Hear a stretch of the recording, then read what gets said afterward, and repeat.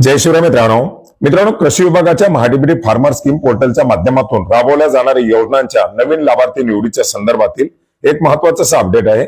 मित्रांनो, राज्यात MahaDBT farmer scheme पोर्टलच्या माध्यमातून राज्य शासनाच्या केंद्र शासनाच्या कृषी विभागाच्या जे काही योजना आहेत या एकत्रितपणे राबवल्या जात आहेत आणि याच योजना आता राबवल्या जात असताना प्रथम येणाऱ्यास प्रथम प्राधान्य अर्थात ज्याचा अर्ज पहिला अशा अर्जाला प्राधान्य क्रमानुसार निवड करण्यात येत आहे।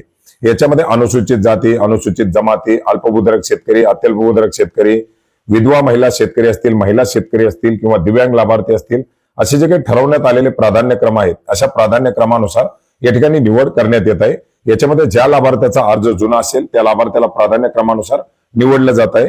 जर एखाद्या गावामध्ये जर जुने अर्ज नसतील, एखाद्या बाबीसाठी जर नवीन लाभार्थ्याच्या माध्यमातून अर्ज भरला असेल आणि त्या लाभार्थ्याचा सुद्धा नंबर आलेला असेल तर त्याला सुद्धा आता SMS द्वारे कळवण्यात येत आहे।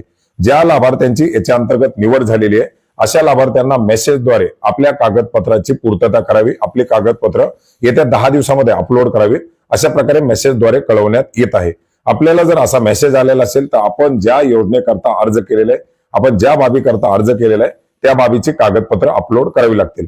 प्रत्येक योजनेकरता वेगवेगळी कागदपत्र आहेत, प्रत्येक बाबीकरता वेगवेगळे आपल्याला कागदपत्र अपलोड करायचे आहेत। कागदपत्राचे जे काही नमुने आहेत जे आपल्याकडे उपलब्ध आहेत ते यापूर्वीच आपण दिलेले आहेत। डिस्क्रिप्शन बॉक्स मध्ये देण्यात आलेले लिंक वरती ते पाहू शकता।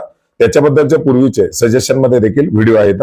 आपल्या योजनेच्या अनुषंगाने सांगण्यात आलेली कागदपत्र याच्यामध्ये अपलोड करण्याचा प्रयत्न करा, जेणेकरून आपल्याला पुढील पूर्वसंमती वगैरे मिळतील। मित्रांनो, आता या योजना राबवल्या जात असताना याच्यामध्ये शेततळे ही बाब आहे। या शेततळ्याची जी बाब आहे, या शेततळ्याच्या बाबीची जी काही पूर्वसंमती आहे ती जानेवारी महिन्यापर्यंत लागू असणार आहे। त्यामुळे कागदपत्र वगैरे अपलोड करून घ्या। जरी शेततळ्याची खोदकाम करता आली नाही तरी त्याला जानेवारी पर्यंत पुढे संमती देण्यात आलेली आहे आणि इतर योजनांचे कागदपत्र अपलोड करा। पूर्वसंमती मिळाल्यानंतर त्याची आपल्याला खरेदी करून त्याची बिल चलन अपलोड करावी लागतील।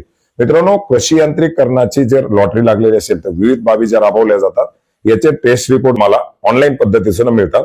त्याची लिंक सुद्धा आपल्याला व्हिडिओच्या डिस्क्रिप्शन बॉक्समध्ये देण्यात आलेली आहे। तर मित्रांनो, अशा प्रकारे नवीन लाभार्थी निवडीच्या संदर्भातील एक महत्त्वाचं अपडेट होतं ज्याची माहिती आपणास नक्की उपयोग पडेल अशी आशा करतो। मित्रांनो, योजनानुसार वेगवेगळी कागदपत्रे लागतात। जर तुम्हाला याच्याबद्दल काही शंका असेल तर कमेंट करून नक्की विचारा, त्याबद्दल देखील माहिती घेण्याचा नक्की प्रयत्न करूया।